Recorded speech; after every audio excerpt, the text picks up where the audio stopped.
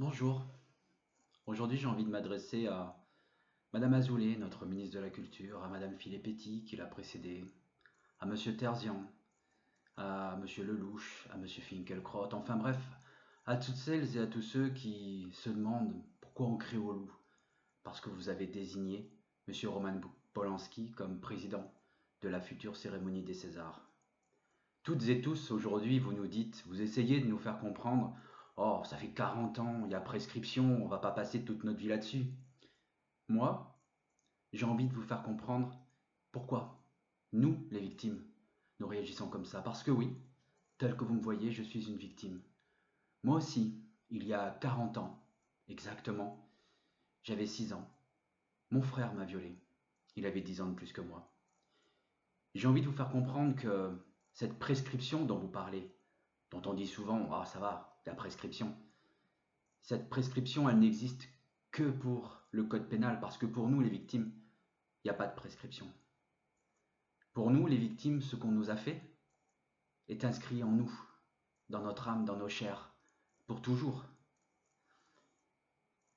L'instant d'avant, j'étais un enfant de 6 ans, comme les autres.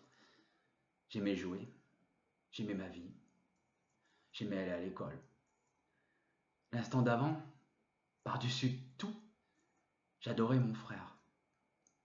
C'était mon héros, c'était mon modèle, c'était celui qui guidait mes pas.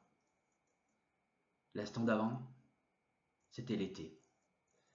J'étais en vacances, mon frère nous avait rejoints, alors il ne pouvait rien m'arriver.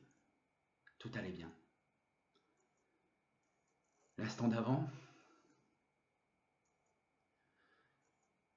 mon frère s'est rapproché de moi, dans le lit. J'ai pas compris, j'ai cru qu'il voulait juste me dire bonjour. L'instant d'avant, j'ai senti son sexe dur contre moi.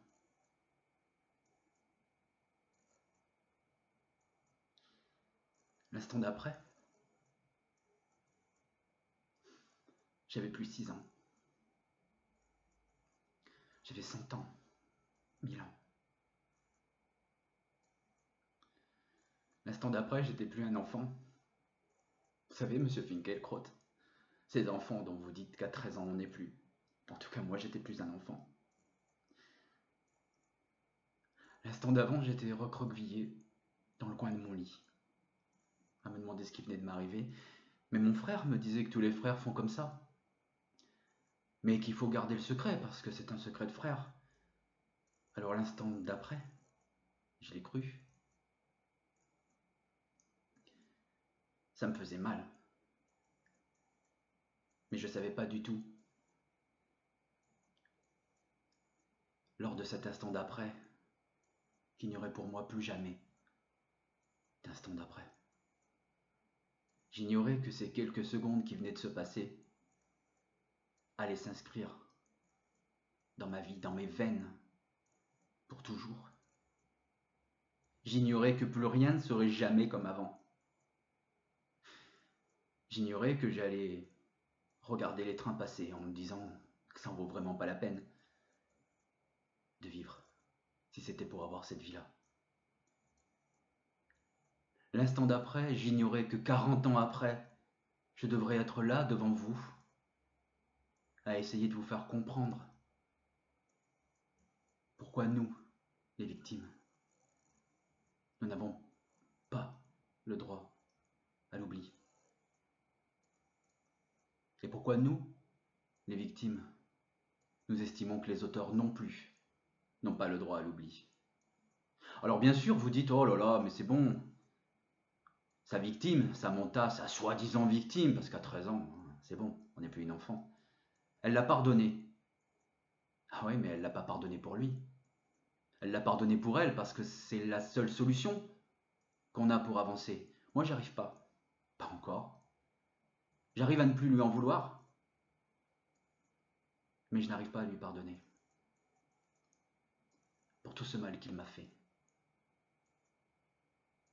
Alors voilà, mesdames et messieurs les bien-pensants, vous qui vous étonnez pourquoi?